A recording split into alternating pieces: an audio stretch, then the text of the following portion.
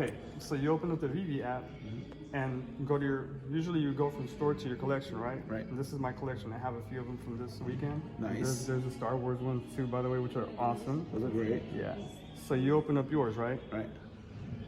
So it'll load up. Usually it takes a little bit. Of course. So I can't imagine it being a... Right. So from here, you can play with it on your phone, right? You can manipulate it, move it around, zoom in and out, kind of, do whatever. Cool stuff. Yeah. So then, let's say you want to play with it like in real life. So this is cool, but you want to see it in the world, right? Which that's what gives it like a cool effect when you have, a whole bunch of them. So you hit AR, and you just scan the floor. You put it there, and boom, there it is. Holy shit, there he is. And then you can, kind of put him wherever. You can make him huge if you want. Oh, wow. Babe, can you go stand next to him real quick? Yeah. And so people love just taking pictures with their collectibles and oh my gosh. boom. So now we have the picture and you can upload it to your social media and stuff. Okay. And stuff like that. So that's the fun part. So imagine obviously I'm gonna try to, get the whole collection because I have the first one. It's hard getting one. So if you get one, immediately you're like, all right, well let's try to get the rest of them because it'll be fun. And so once you get the rest of them, you can have them all spread out and take a picture with all of them or just do whatever you want. I see. And that's the fun part. And then, so later on, once you do that, you have also a vault. And you're able to put all your collectibles in the vault, and it's like your personal space with your touches. If you're an art person, you can have all of your artists and stuff in your vault. You can have your 2D posters on the wall, your collectibles. Right. And you can walk around your vault like so. So let's say I see. Okay. I've been wondering how this this aspect of it works. Right. Like display rooms and stuff like that. It's something that I've heard about, but I'm like, okay, like how does that work? And one thing that I failed to show you right now, and we're gonna do it right now, is that you don't just move it from your phone. Like when you put it in AR, let's say we just put it over there. Right. You can walk up to it and look at the details of the piece, and that's where it gets really cool because you can see the details in the piece once you're. Actually, let me give it to you so you can walk around the piece. It's your piece that you're walking around. It's just amazing. That is amazing. Wow. Okay. I like the fact that it even has a cast shadow. Yeah, that's great.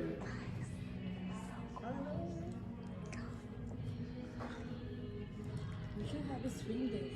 And so you can also put your vault, the vault that we just walked into, you can put it in the real world and you can walk in your vault as if it's your room and you can look around and you can see your 2D art, you can see your little ghost right here. And that's like Oculus kind of stuff. Yeah, like some Ready Player One type stuff. Right. It's incredible. Do you have an Oculus? Are you using it? I've used it, we don't have one yet. We're working on it actually, we're gonna get one soon. Cool. But yeah. And so when that happens, you're able to incorporate this with the Oculus. It's just a whole new ballgame. Do you mind if I ask how old you guys are? I'm 34. She's 32. Okay. Yeah. That's not a huge age difference between us. So. No, it's not. Yeah. I was gonna say, like, our age group and our community, I don't think that they were ready to have people who were older per se. Like, not that I don't even think you're old at 50. I'm 48. Oh, 48. At 48, like that's still really young, but that's a lot of the numbers in our community, like 30s, 40s. And you know why? It's because, so first of all, Dan's like a super collector. Like David. Sorry, David collects everything. So when they started coming out and getting these licenses, they got these licenses that catered more to like kind of the older demographic, like Back to the Future, Jurassic Park, stuff like that, which Cartoon Network, like all of that is like. Right now, really don't know those brands yet, but they have other brands for kids coming. So those are coming as well. With Disney, with Marvel, and then those people who are in it for Disney and Marvel now have access to amazing artists like you guys, which is, it's. I think that there is, it's something that I'm having because I'm usually kind of busy, working on like actual physical, like traditional media and stuff, and so like painting and like drawings and stuff. So I just like rarely have the time. Like once I'm done working for like 8-9 hours a day, I just want to do anything other than like try and learn something. Yeah. And so I just haven't I don't ever feel like I have the time to kind of like dive into all this. And maybe it's because of a lot of self-doubt about whether or not I have what it takes to produce products that would really kind of work in that environment. But after today's experience and meeting people such as yourselves, I feel more encouraged to take steps toward really download the VeVe app. And you know what? Purchase an NFT.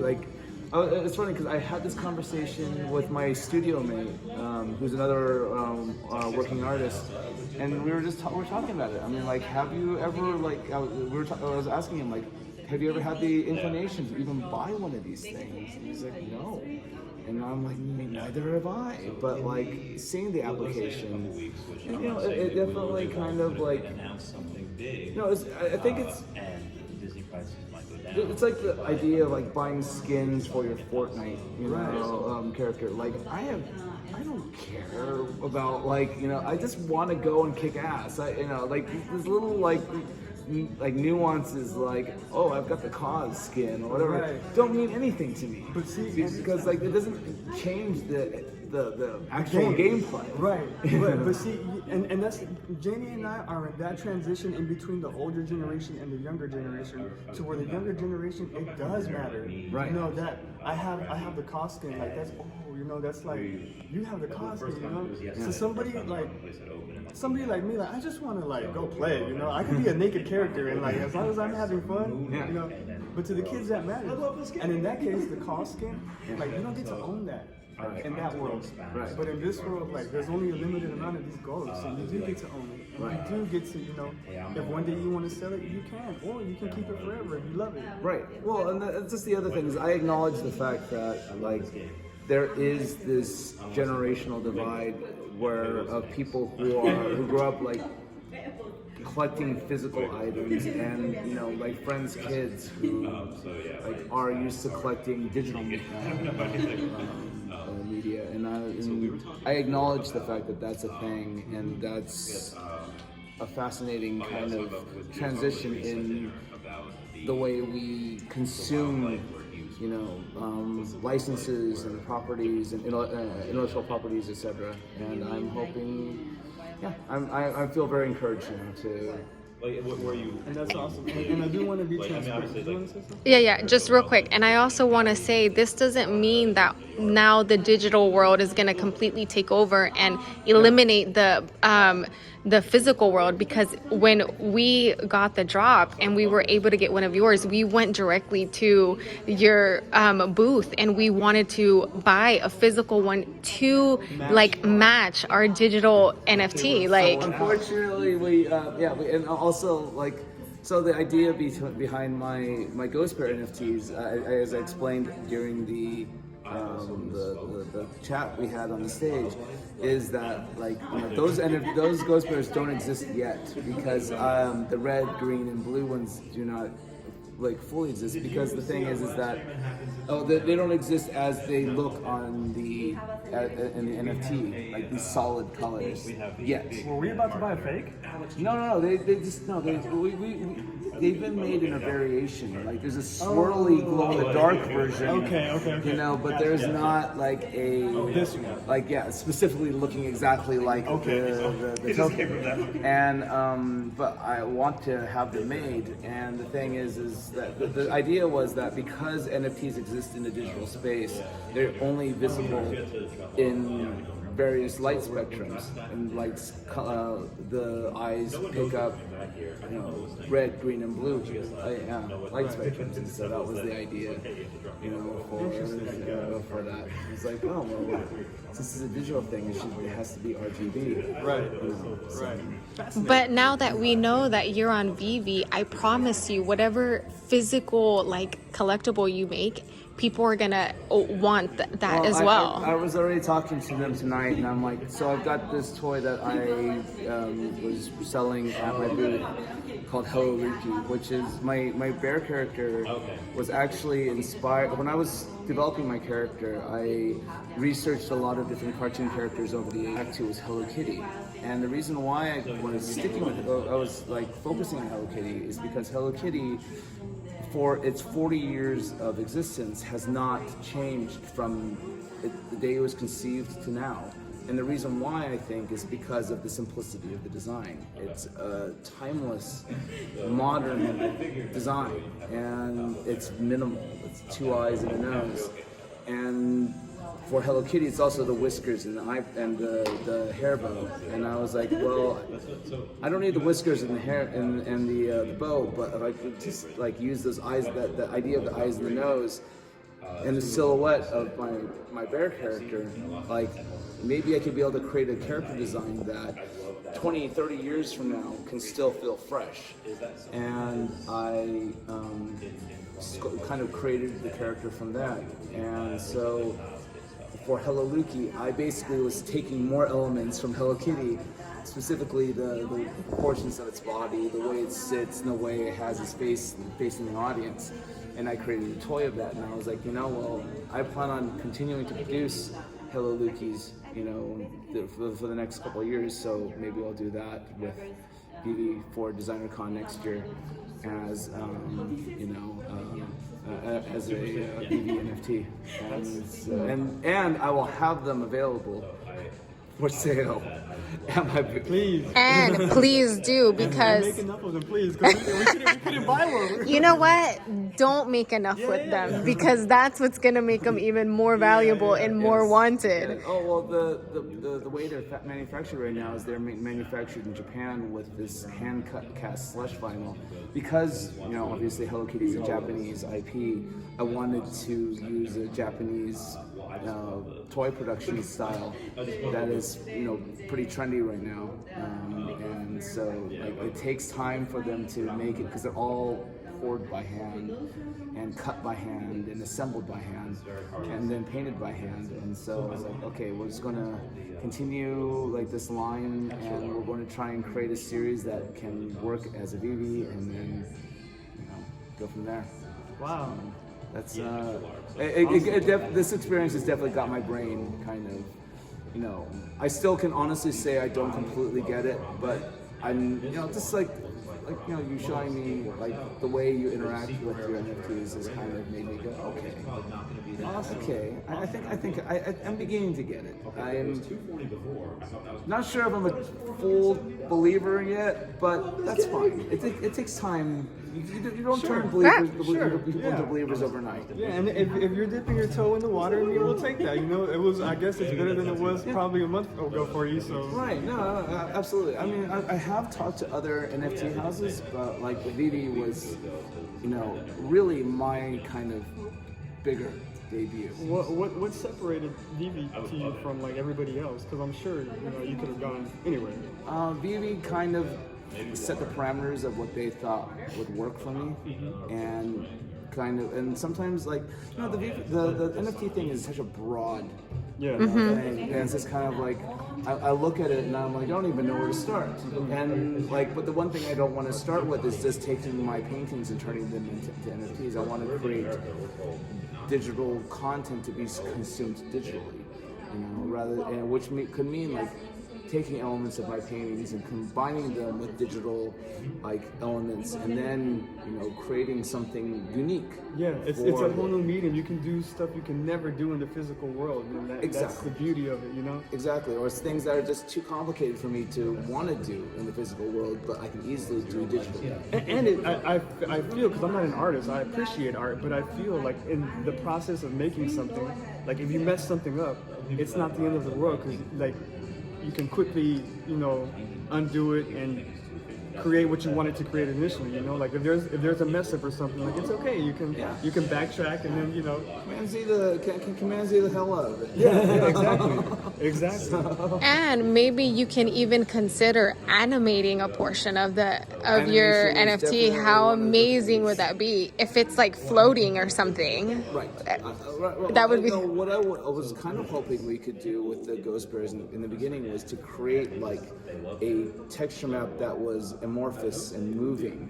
Oh yes. Ghost Bears. And I just don't think we had enough time. Yeah, you said Yeah, you had yeah. like a month to crank it out. Yeah. Well, the thing with VeVe is like you provide them with the elements, and they kind of help assemble it on their end. Okay. You know, which is helps like guys like me who like I'm better at art directing these things than actually going in there in the software and doing it like. So it's they were A, very helpful, and B, like because I knew that they were collectibles oriented, it's like okay, I know exactly what you want from me. Let's go there. They actually wanted to do some 2D stuff with me, and I was very apprehensive of that, just because, like I said, I don't want to just take. I'm not ready to just put my painters up and say go for it. Right. Maybe in the future. Right. But right now, I'm trying to stick to my guns and say like, hey, let's. Right now you're putting your toe in the water. Yeah. Exactly. And seeing that the water's warm, you know. And then you're just in your hotel room and you come down and you meet these people who are super passionate, and here we are. I was just heading to the restroom because I'm about to go to my car and drive back home. I'm based in Southern California. Oh, so. okay. We won't hold you up. Yeah, yes. I do want to say this though. To be transparent, before VeVe, I had never heard of you or knew who you were, and now because of VeVe, like I've done like research into you, and I've seen your work now, and I've like And we appreciate the now work, we know? We appreciate the work that you do. Agreed. So Agreed. And that's like And I say that respectfully, you know. Oh no! Hey, look, the internet is vast, Yeah. and so it's like to be able to find certain things, you need like someone like a VeVe or like a Hype Beast or whoever to help kind of like illuminate certain areas of the internet to show like, hey, these people exist and they're creating this kind of stuff, and you might like it. Maybe it's not your thing. You decide. And I think I'm like I said, I am grateful. Like after today, I like when I talked to Reese, I still was sitting here going, I don't know about this. Like, I'm probably going to have the one NFT that no one's going to want. And so like. And it's sold out. Yeah, you were one of the NFTs we were looking forward to. Mm-hmm. So that's, Well, to have one of the guys, I can't remember his name, I'm so bad with names, came to the booth and with the countdown to the sale, and we were just, I was at my booth and we watched it go down. were you nervous? A little bit. Yeah? A little bit. I was more intrigued more than nervous because I was ready for it to go either way. Right. And, You're hoping for the best, but preparing for the worst, right? Absolutely. I like to think I'm a bit of a realist. Okay. And then I saw him and I saw my my buddy who was working the booth with me, both trying to get one, and They didn't, right? They didn't. Of course. and then I was just like, what? What? You're kidding, right? Like this is not some weird glitch, like the website didn't crash or something like that. And he was like, no, it's sold out. And I was dumbfounded. I was like, what the hell is going on here? And How amazing is that? it's freaking amazing. And I don't think I mentioned it, but congratulations. Congratulations. And as an artist who you've dedicated your life, your soul, your heart to your art. Lots of blood, sweat, and tears.